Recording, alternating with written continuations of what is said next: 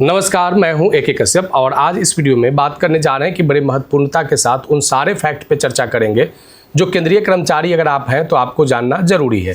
इसलिए जानना जरूरी है कि आपके 8वें वेतन आयोग को लेकर बड़ा महत्वपूर्ण रूप से railway senior citizen welfare society के द्वारा एक मेमोरेंडम जो दिया गया है, इसको लेकर जिस तरीके की बातें इस मेमोरेंडम में किए गए हैं, अगर 8वें वेतन आयोग में अगर इसको लागू किया जाता है, खास करके फिटमेंट फैक्टर को लेकर, प्रमोशन को लेकर, जिसमें ये चर्चा किया गया है कि प्रमोशन जो MSCP जो दिया जाता है वो 10 साल नहीं बल्कि 5 साल पे हो। एनुअल इंक्रीमेंट पे चर्चा किया गया है कि 3 साल नहीं, 3% नहीं बल्कि 5% का होना चाहिए। इसी तरीके से जो रिटायरमेंट या जो सरकार में सेवारत एम्प्लॉय हैं उन लोगों को मेडिकल फैसिलिटी के लेकर भी यहाँ पे चर्चाएं किए गए हैं। अलावेंस और HRA का मेमोरेंडम यहाँ पे दिया गया है। अगर इन सारे फैक्ट्स को अगर 8वें वेतन आयोग में लाया जाता है तो इससे बड़ा बेनिफिट्स आपको देखने को नहीं मिल सकता है। पेंशनर्स हैं या एम्प्लॉय हैं तो आपको ये वीडियो लास्ट तक देखिएगा, क्योंकि इसमें महत्वपूर्ण उन सारे फैक्ट पे चर्चा किए गए हैं जो एक केंद्रीय कर्मचारियों की चाहत होता है। सबसे पहले यहाँ पे हम बात करेंगे कि आखिर इस मेमोरेंडम को 8वें वेतन आयोग के मेमोरेंडम में जो railway senior citizen welfare society है, इसने कौन कौन से ऐसे मांगों को आने वाले समय में सरकार के सामने मतलब इस तरीके से प्रस्तुत किया है जो एक केंद्रीय कर्मचारियों के हक में हो सकता है, पक्ष में हो सकता है। तो सबसे पहले यहाँ पे बात करेंगे कि इस केंद्रीय कर्मचारियों को सबसे ज़्यादा जो राहत जिस विषय पर मिलना चाहिए, तो उस मेमोरेंडम में भी इस बात को सबसे पॉइंट पे ही रखा गया है, 1 नंबर पॉइंट पे ही रखा गया है, वह है आपका रीस्टोर्ड ओल्ड पेंशन। यहाँ पे चर्चा करेंगे कि उन केंद्रीय कर्मचारियों के बारे में जिनकी नियुक्ति 2004 के बाद हुआ है और वह NPS और UPS में है, लेकिन सेटिस्फैक्शन उनको NPS और UPS से नहीं है। बड़ी संख्या में सेंट्रल लेवल पे इस डिमांड को किया जा रहा है कि NPS UPS को समाप्त करके OPS को लागू किया जाए, लेकिन यहाँ पे इस तरीके की ही बातों को केंद्र सरकार से मनवाने के लिए इस तरीके के मेमोरेंडम में बातों को दिया गया है कि OPS पैटर्न को केंद्रीय कर्मचारियों के लिए हूबहू सेम पैटर्न में, चाहे उनकी नियुक्ति जो भी रही हो, हूबहू OPS को लागू किया जाए। सबसे महत्वपूर्णता के साथ इस बात को आप देख सकते हैं। देखिए यहाँ पे कुछ और बातों को आप देख सकते हैं। यहाँ पे आप देख सकते हैं जो महत्वपूर्णता के साथ इस पॉइंट को कि जो पेंशन की, जो कमिटेड पेंशन की जो बात किया जा रहा है, वो कमिटेड पेंशन कहा जा रहा है कि 15 साल नहीं बल्कि 10 से 12 साल का हो, क्योंकि ये बहुत बड़ा डिमांड है। क्योंकि ये कंटिन्यू विगत अगर आप देखेंगे 4-5 सालों से 7th पे कमीशन में इस चीज़ को बड़ा ज़बरदस्त तरीके से उठाया जा रहा था कि जो पेंशन कमिटेड है उसको रिड्यूस किया जाए, 15 साल नहीं बल्कि 10 से 12 साल में ही इस कमिटेड पेंशन को, टाइम बाउंड को लाया जाए। देखिए एक और पॉइंट को यहाँ पे देखेंगे कि लिव इनकैशमेंट को लेकर काफ़ी ज़्यादा चर्चाएं होते हैं।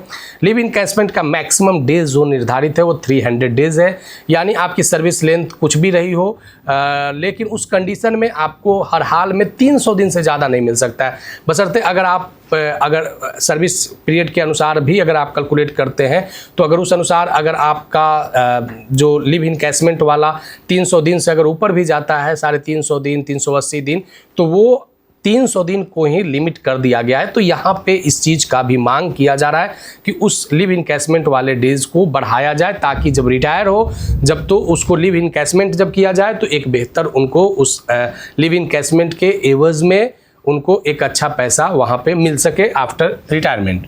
अब देखिए यहाँ पे इस चीज़ पे भी चर्चा किया गया है कि किस तरीके से पे स्ट्रक्चर हो। तो सबसे पहले पे स्ट्रक्चर में कुछ बातों को यहाँ पे हम लोग देखेंगे।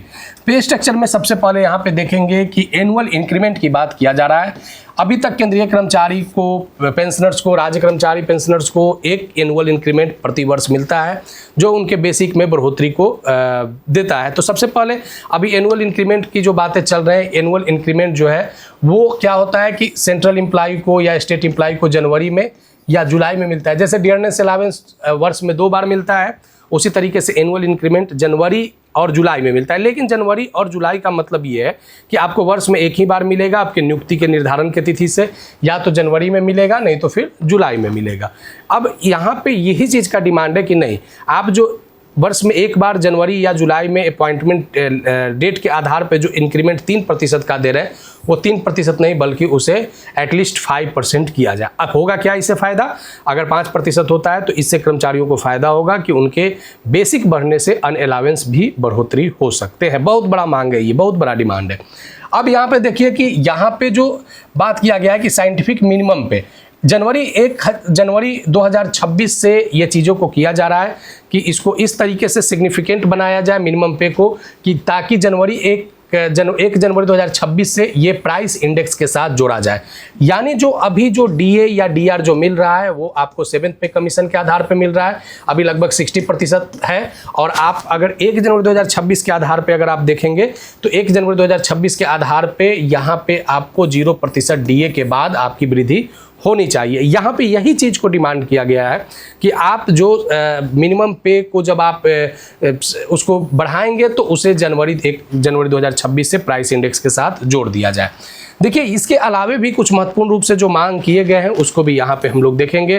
देखिए, मेडिकल एंड हेल्थ केयर को लेकर भी मेमोरेंडम में बातें किए गए हैं, इसलिए इस चीज़ को देखना ज़्यादा ज़रूरी है, क्योंकि यहाँ पे बहुत से ऐसे बातों पे चर्चा हुआ है जिसमें खास करके जो कैशलेस सेटलमेंट है मेडिकल क्लेम को लेकर, इस विषय पे भी यहाँ पे चर्चा हुआ है। और यहाँ पे ये केंद्रीय कर्मचारियों को हेल्थ को लेकर मेमोरेंडम में दिया गया ये पॉइंट काफ़ी महत्वपूर्णता के साथ आप देख सकते हैं। इसके अलावा देखिए, यहाँ पे कुछ और जो मांगे किए गए हैं, खास करके एमएससीपी का चर्चा हम करेंगे। एमएससीपी का चर्चा इसलिए करेंगे क्योंकि ये केंद्रीय कर्मचारियों के जो मॉडिफाइड एश्योर्ड कैरियर प्रोग्रेशन जो होता है, जो प्रत्येक 10 साल पे उन लोगों को दिया जाता है एमएससीपी का लाभ, इसमें मांग किया जा रहा है कि 10 साल नहीं बल्कि 5 साल पे ही एमएससीपी का लाभ दिया जाए।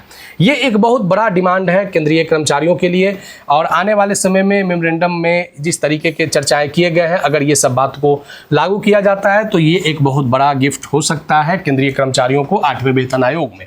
8वें वेतन आयोग में एक चीज़ को इस मेमोरेंडम में अलावेंस एडवांस वेलफेयर पे चर्चा किया गया है। देखिए, यहाँ पे ऑटोमेटिक अलावेंस रिवीजन की बात किया गया है। देखिए, अभी क्या होता है कि केंद्रीय कर्मचारियों को बेसिक डीए डीआर के बाद बहुत से ऐसे बेनिफिट्स हैं जो एचआरए टीए वगैरह जो अन्य अलावेंस है उस पर यहाँ पे फोकस किया गया है। सबसे पहले यहाँ पे केंद्रीय कर्मचारियों की इस मेमोरेंडम के माध्यम से डिमांड किया गया है कि ये सारा चीज़ ऑटोमेटिकली हो, यानी जैसे हाउसिंग एचआरए का या टीए का या अन्य अलावेंस हो, ये सारे फैसिलिटी जो है वह एक बेहतर तरीके से पीरियोडिक रिवीजन के आधार पे मिलना चाहिए, और वे सारा चीज़ इन्फ्लेशन से जुड़ा होना चाहिए, यानी मुद्रास्फीति से जुड़ा होना चाहिए। अब भी क्या है कि 7th पे कमीशन में 3 कैटेगरी में शहरों को XYZ में रखा गया है, 8th CPC में भी XYZ में रखा जाएगा, लेकिन एक बेहतर एचआरए की आशा यहाँ पे केंद्रीय कर्मचारियों को यहाँ पे है। देखिए, इसके अलावे जो यहाँ पे बात किया गया है, यहाँ पे जो बात किया गया है खास करके देख सकते हैं यहाँ पे कि जो सेंट्रल प्रोटेक्ट बेसिक पे फ्रॉम परफॉर्मेंस पे, यहाँ पे इस चीज़ को इंश्योर करने की बात किया गया है कि जो रेगुलर पे या पेंशन रिवीजन है उसको प्रोटेक्ट किया जाए बेसिक पे के साथ परफॉर्मेंस पे के आधार पे।